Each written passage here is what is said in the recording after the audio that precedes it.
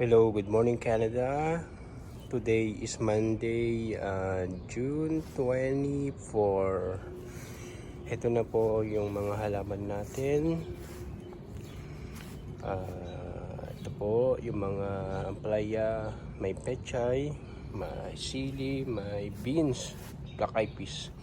Ito po yung mga yung cherry tomato na transplant ko from dun sa mga tumubo doon. So ito rin yung mga kamatis natin. Ito na sila, malalaki na sila. So pininon natin yung mga baba nila. So may pechay tayo doon. Ayun, mga pechay. May talong din tayo. Ito yung mga sili natin, malalaki na sila. Ito mga sili. Tapos ito po yung alugbati, pechay. So ayan na po sila. Wow, praise the Lord. Malalaki na. So meron na ring maliliit na bunga ang ating mga kamatis dito. Ayun, may kalabasa tayo. Meron din po tayong upo. Ayan, upo. Ayun, meron din tayong upo. Then meron din tayong kamote doon.